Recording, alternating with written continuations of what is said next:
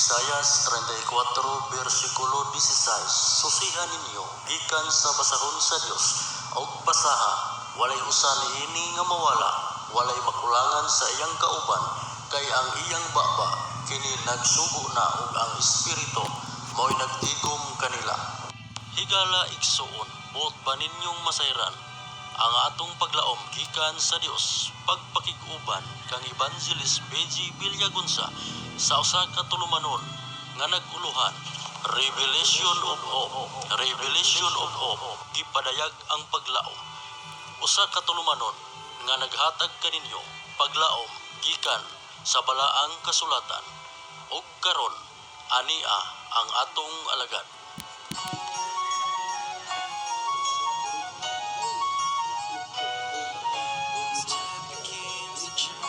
Ano daw?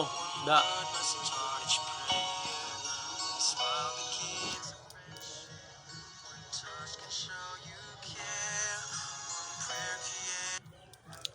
Okay, may buntag sa tanan nato mga higala, mga kaigsunan. Kumusta naman mo diha tanan mga igsuon? So dili na mo na ko isa-isa og mention, no? Labi na pod kay kuan, hello diha sa inyo Sir Johnny Makanas, ang ako apong kaibigan sa Cagayan de Oro City nga retired general, brigade general, Sir Johnny Makanas. Labi na po siyong pamilya da, sir. Hi, kumusta sa inyo ang tanan diya? Kumusta naman mo? Ingat palagi sa panahon natin ngayon nga pandemic, no?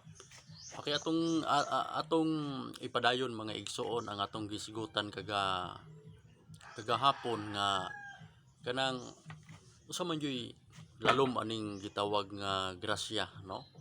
Gitawag nga grasya. Hello sa tanan nato diha nga mga kaigsuonan, no? Muna nga ato na lang ning ikuan tungod kay ginagmay lang ato ang oras. Okay. So, diba dunay dako nga diferensya ang duha katawo nga kining isa naningkamot pa aron maluwas ug kaning isa human na siya giluwas. And then ang kinabuhi aning luwasonon is kaning luwas na dunay diferensya kayo. Siyempre ang kinabuhi aning luwasonon is ang application ani sa pagkinabuhi dinhi sa kalibutan is nakuha na to ang view sa mga tao nga kanana ang dili pa yun sila luwas, wala pa yun sila maluwas, no? Kaning mga tawhana mga dalo, kaning mga tawhana mga na either makita na to ni sila sa mga kalibutanahon nga mga butang, mga kahilayan sa kalibutan, mga hakog sa mga bahandi sumala pa sa Biblia. Makita na to ni sila nga mga tao nga naan sila sa paglapastangan kay gawas pa gyud ana. Nakita na to ni maski kadaghanan sa mga religious gathering, sa kadaghanan sa mga kinini ang mga pundok-pundok, no, nga mga gitawag nga mga simbahan, although dili gyud tanan na adihaan ning apil pag-alagad nga tanan nga luwas na, kundi makita na nimo diha sa chapter 25 sa libro ni Mateo nga gisiparit gyud didto ang kanding ug ang karnero. Okay, so ang giingon ni Kristo didto sa kapitulo 25 sa Mateo nga ang kining kanding dili gyud moduaw, no, sa mga masakiton. So dili magpakaon, dili magpainom, wala nagpabisti, unya wala mo dawat, wala mag-abi-abi sa mga dumuluong, unya basta ang kinaiya niya ani is kanding. Okay, alam na nato kung sa batasan sa kanding. Ang kaning isa is karnero. Alam na to kung unsay kinaiya sa karnero. Okay, so kuhaan na to ang definition, the big definition mga igsuon nga dako kay diferensya kining luwasonon pa o kining naluwas na. Okay, so kining naluwas na wa pa nato ni kaayo makuaning kanding kaning luwasonon pa, wala pa kay nato ni ma-elaborate pag-ayo. Ato lang ning hinay-hinayon para nga dili dayon nato mahurot. Okay, So kining karniro, ang kinaiya niya ani is alam na nato ni nga mapainobsanon, maluluyon, unya masinabtunon sa tanan, dayon teachable spirit siya, no? Willing siya nga kuan kanana ang magpatudlo nya isa katawag dali ra ni siya. Okay? So like for example sa giingon ni Apostol Pablo sa unang Korinto 6, mao man kasagaran ginagamit sa pagwali na mo publiko crusade kanhi nga panahon nga evangelist pa ko sa usa ka organisasyon. Dili lang nako i-mention mga igsoon nga totally wala pa gyud ni namo nasabti. Hinoon didto ra taman ang amo nga pagpanabot ato, pero sa Biblia da ito is ang gitudlo sa amo ang magtutudlo is gitudloan lang mi og kanang gitawag nga putol-putol. Kanang sigon ra pod sa nailahang nasabtan o nya kay kami nga mga sumusunod is didto ra gyud pod taman ang amo ang level sa understanding. So wala mi nahimo. Higot na lang mining sunod kung unsay mga kamanduan, pero sa Biblia di ay mao ni. Okay. Basahin natin yung talata ng Biblia dito sa 1 Corinthians chapter 6 verse 9 to 11. Okay. So nag-ingon ang Biblia. Kung wala ba kamo manghibalo nga ang mga dili matarong dili makapanunod sa gingharian sa Dios. Okay? So kung ingon si Apostol Pablo nga wala ba dayon makahibalo nga ang mga dili matarong di gud makasulod sa gingharian didto sa Dios. So katong dili matarong is mao to ang gitawag nga luwasonon pa nga application. Okay. Kinabuhian ang luwasonon pa, mahilig na siya magkuha og mga wrong information. Nganong mahilig man magkuha og wrong information tungod kay aron mahimo siya nga marong application. Ingon ana ang kinabuhi sa luwasonon pa kanang gapaningkamot pa gyud. Lahi ra tong giluwas na kay ang iyang application ato is okay kayo to siya sa tanan tao. O nya kung makasala to siya is acceptance na siya to. Okay. Ingon sa Apostol Pablo, hibalo ba kuno mo nga ang dili matarong dili gyud makasulod sa gingharian sa Dios. Bantayan ta ni. Okay, ang pag-anhin ni Christ is gihimo niya nga matarong ang tanan nga mga tao. Okay. Dili ka mo magpalimbong. Bisan ang mga makighilawason. Okay? Bisan ang mga magsisimba sa Dios. Okay. Alam na to ni nga sa unang Samuel, nag-ingon diri sa unang Samuel mga igsoon ato sa tong ipos kadali nga bersikulo kay ato ra tong tiwason. Kining gitawag nga Dios. Okay? Ingon siya nga dili kamo magpalimbong bisan ang makigilawason, bisan ang mga magsisimba sa Dios. Kining Dios unsa man pud ni? Tungod kay ang Biblia baga man atong nakaplagan ang usa ka bersikulo nga nagpaliwanag nga nag-ingon sa unang Samuel 15 verse 22 and 23. Ingon siya, ang pagsugot labi pang maayo kaysa halad. Nakana kuno maghalad ka nga wa pa ni pulos ang paghalad, labi pa kunong maayo ang pagsugot. Ang imo bang pagtuman, ang imong pagsugot diha sa Dios. Okay. Ug ang pagpamati kaysa tambok nga mga laking karniro, labi pa kunong kanindot nga ang pagpaminaw, ang pagpatalinghog, ang pagpamati kaysa mga tambok nga mga karniro. Di ba? Kaysa sa pinadayag 1:3, bulahan ang naminaw, di ba? Naminaw na mati, maura na siya. Ug ang bulahan ang nagpatalinghog, bulahan ang nagpasa, bulahan pod ang nagatuman. Amo na siya. Kay atong makaplagan pod mga igsoon sa Lucas 8 bersikulo 20 ug 21, gidinay ni Kristo dito ang literal niya nga mga igsuon ug iyang inahan. Kay ingon si Kristo nga ang akong tinuod nga igsuon ug ang akong inahan nga tinuod kadtong naminaw sa pulong ug nanagtuman niini. Ingon siya sa Lucas 8 verse 20 and 21. Okay, Dios ni. Verse 23 sa unang Samuel 15. Ingon siya, kay ang pagsukol samara sa sala sa lumay. Kana kunong musukol kuno ta, kanang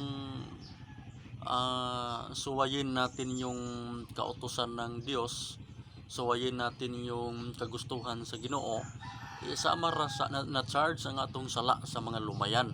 Sunod, ug ang pagkagahi sa kasing-kasing samara sa pagdiwata ug pag-alagad sa mga Diyos-Diyos. Unsa kuno? Ug ang pagkagahi sa atong kasing-kasing samara kuno sa pag-alagad sa pagdiwata ug sa mga Diyos-Diyos. Na diba atong nabasa sa unang Samuel 15 verse 23, ang pagkagahi sa kasing-kasing samara kuno sa pag-alagad sa mga diwatahan ug samara kuno sa pag-alagad sa mga Diyos-Diyos. Kay Diyos man ang giingon ni Apostol Pablo sa unang Korinto. Ingon ba siya nga bisan ang mga magsisimba sa Diyos. So daghan ni. Dili lang nato ni karon mabrod pag-ayo tungod kay specifically dunay matag usaan ni dunay mga paghatag og broad kaayo ani, pag-emphasize kaayo ani mga higala. Ato lang ning tagaan og ginagmay nga pagtagad nga ato makuha nato ning grasya. Unsa gining grasya? Okay. Bisan ang mahilayon, bisan ang mga mapatuyangon sa ilang kaugalingon uban sa mga lalaki ug babae. Okay? Verse 10. Bisan ang mga kawatan, bisan ang mga mapatamas-tamason, katong mga magdaog-daog. Okay? Bisan ang mga malupigon, sila dili makapanunod sa gingarian sa Dios. Okay? So sa una, sa magwali mi sa una is diha ra mi taman. Okay, atong ipadayon sa 11. Verse 11. Ug ang uban kaninyo kaniadto sama ni ana. Di ba? Nakuha na to ang view mga igsoon nga kadto dai kuno nga mga binuhatan. Verse 9 at 10 is kaniadto ra dai ito. Kaniadto sa wala pa si Christ ni abot. Okay. Okay, verse 11. Ug ang uban kaninyo kaniadto sama ni ana. Apan gihinluan na kamo. Okay? Way giingon ha, apan gibalaan na kamo, apan gimatarong na kamo sa ngalan sa Ginoong Hesukristo ug diha sa Espiritu sa atong Dios. Okay? So, nindot no? Mo ni akong giingon kagahapon sa isa nako ka video nga kung wala si Jesus Christ, kung sa Hebrew kung wala si Yahshua Hamasya, kung sa Bisaya, sabi diri sa Mindanao is kung wala si Hesukristo, mga higala, mga igsoon, ming anhi, kung wala pa mahigugma ang amahan na tuwa sa iyahang trono, wala pa nagpadala sa iyahang bugtong anak, walay kapuslanan ang duha ka kaliwatan, Hudyo ug Hintil. Diba? Okay?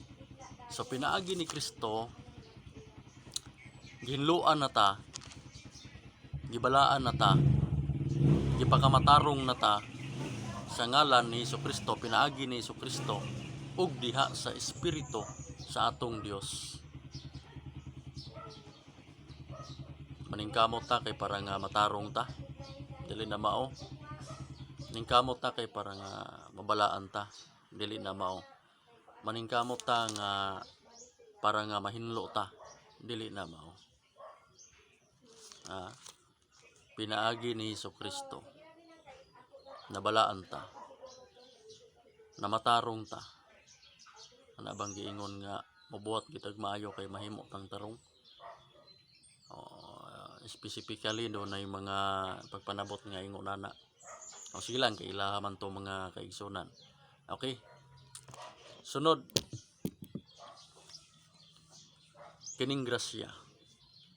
pinakadako nga panalangin, no, pinakadako nga grasya mao to akong giingon sa Episo kapitulo 1 kagahapon, verse 1 man tingali to, nga dili masukod nga panalangin. Okay, dili masukod nga panalangin mga igsoon. Now, Episo kapitulo 1 verse 3, dalaygon ang Dios ug ang amahan sa atong Ginoong Hesukristo nga nagpanalangin kanato, no, nga nagpanalangin kanato sa tanan mga panalangin nga espirituhanon sa mga langitnon dapit diha kang Kristo. Dili masukod nga panalangin. Gihimo kaniyang anak, gihimo kaniyang napili, unya gibubuan ka sa nanghingapin nga grasya. Ingon nga mga Gentiles. Okay, kao na to ang view sa duha. Kao na to ang view sa duha ka nahitabo nga nagrasyahan. Okay, sa Mateo kapitulo 19 naa diha ang ulitaw nga dato nga nagtuman na sa tibuok kasuguan sugod pa siyang pagkatao.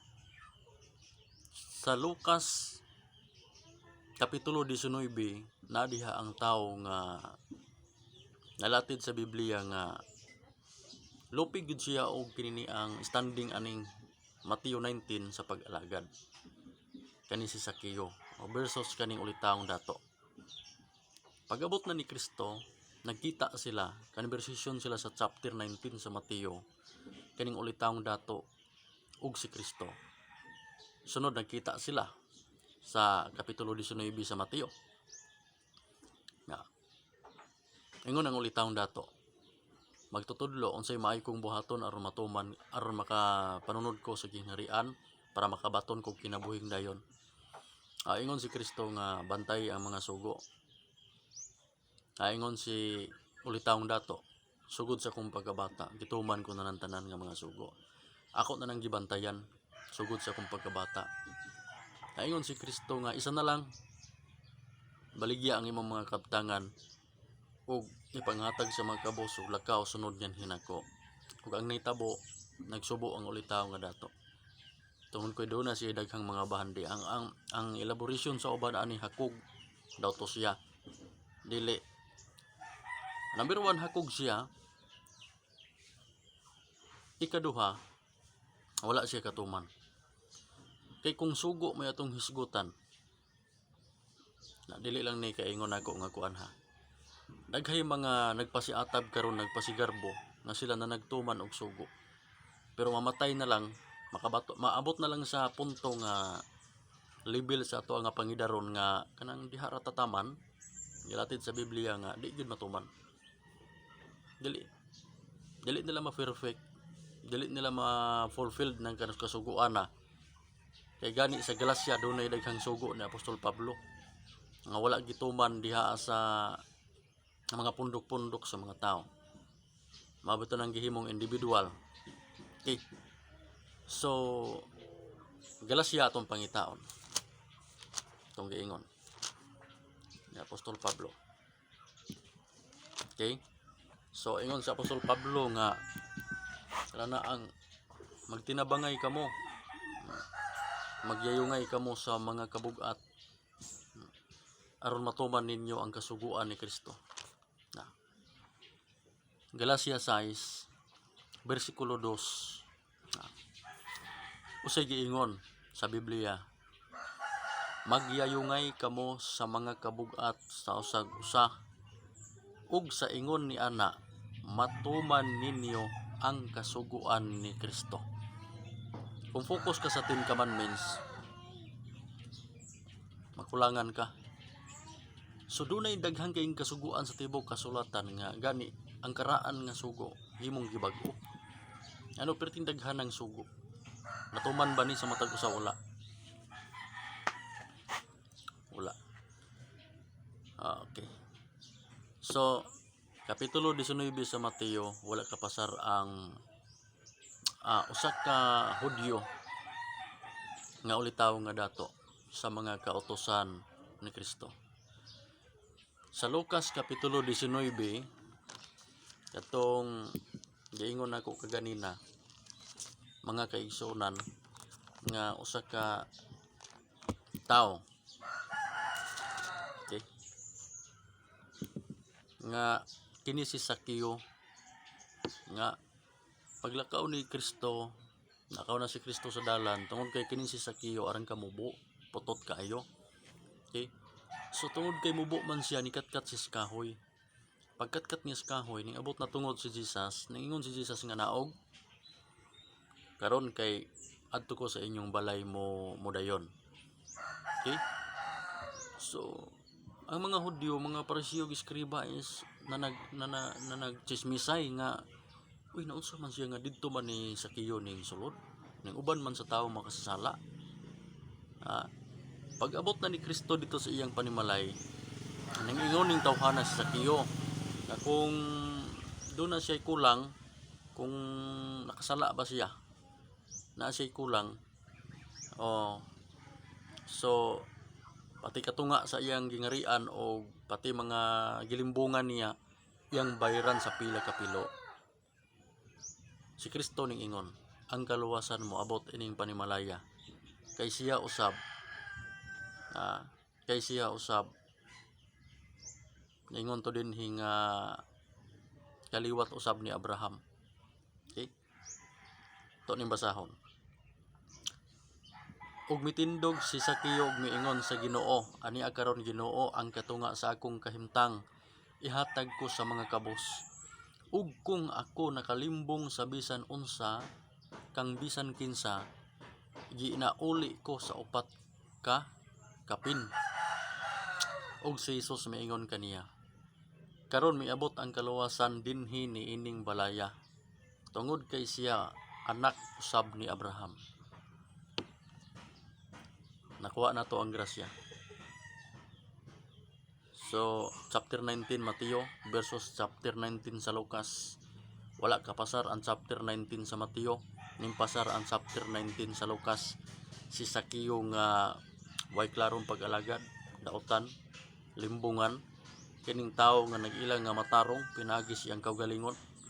Mga igsoon, wala ni kapasar ang chapter 19 sa Mateo, o ang nimpasar kaning chapter 19 sa Lucas.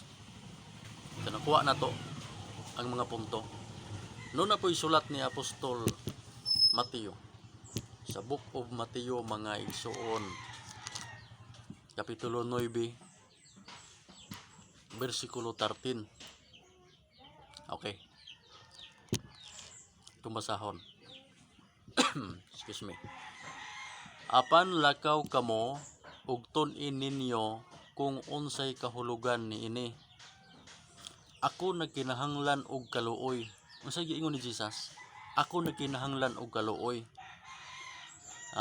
Og dili halad. Di na ito na elaborate pag-ayo ng halad.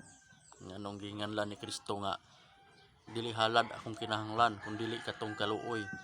Kay wala ako muanhi sa pagtawag sa mga matarong, kundili sa mga makasasala sa paghinulsol. O sige ni Kristo, wa ko ning anhi para sa mga tao nga mga matarong, kundili sa mga makasasala sa paghinulsol. Wa siya maanhi ha, nga aron tawgon kuno niya tong mga taong matarong, kundili sa mga makasasala aron sa paghinulsol. Katong kapitulo 19 sa Mateo, matarong tong tao, pero wala si Kristo ning anhi para nga tawgon to siya. Sumala pa sa Mateo 13, ning anhi si Kristo aron sa pagtawag sa mga tao nga mga makasasala. Purpose, para sa paghinulsol, para makahinulsol ang tao nga makasasala. Ngano? Lucas chapter 15, atong makita diya ang punto, mga igsoon. Abi ninyo sa tinuod lang makasusubo kayo ni. Lucas kapitulo 15, wala na tay igo nga oras, mga igsoon. Ako ra ning elaborate sa sunod na ko nga video ha. The three parable, the lost sheep, the lost coin, og the prodigal son. Ako ra ning hatagan og pagtagad, tungod kay tag 30 minutes ra ta, mga igsoon. ako ra ning hatagan og pagtagad kaning the three parable sa Lucas chapter 15. Dalos queen og the prodigal son. Paghuman ako ana og paghatag og emphasize og maayo, magpili dayon ta kung asa ta nga kategorya aning tulo. Okay? So sa susunod nato nga pag kita dinhi sa ato ang mga video, padayon gyapon ta mga igsoon pinaagi sa grasya ug kaluoy sa Dios. Mga kaigsunan, kay kini gitigya ako ning gi tuyo ni pinaagi sa dili ako, pinaagi sa espiritu nga gituga sa ako gikan sa Dios. Wala tayo mahimo kung wala ang Dios. So mga kaigsunan, subaybayan ninyo kay maghimo tag usa ka video ato tong elaborate kay kinagisgo trabata dinhi og kini ang makasasala og kini ang katong tawo nga matarong. Oo. So atong elaborate sa sunod ang Lucas chapter 15. The lost sheep, the lost queen ug the prodigal son. Atong kuhaon ang grasya nga pinakanindot kaayo. Grasya nga pinakatamis kaayo, pinakatataw kaayo. Nga walay makahimo, walay makabayad, walay maka-confer nga tao sugod sa iyang pagkahimugso hangtod sa iyang kamatayon, kana nga grasya mga kaigsunan. Walay makakumpir ana. That is programa sa Dios Ama. Walay mga tao nga makapasiatab ana, pinagi silang kaalam. Walay mga tao nga makakumparar sa giprogram sa Dios. So luwasonon versus luwas na. Aning kamot nga maluwas versus dili na maning kamot kay human na sa giluwas. Sunod, ang iyang gibuhat kining human na giluwas, ning response siya, ning reply siya sa gihimo sa nagluwas sa iya. Kaning luwasonon is grabing paningkamot ani.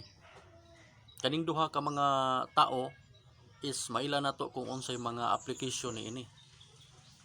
Alam nato ang pagkinabuhi sa luwasonon ug alam nato ang kinabuhi sa luwas na. Okay? So daghang salamat mga kaigsunan og sa sunod nato nga video ato tong elaborate pagayo. Maayong buntag ug ang Dios magpanalangin kanatong tanan mga kaigsunan hangtod sa walay katapusan.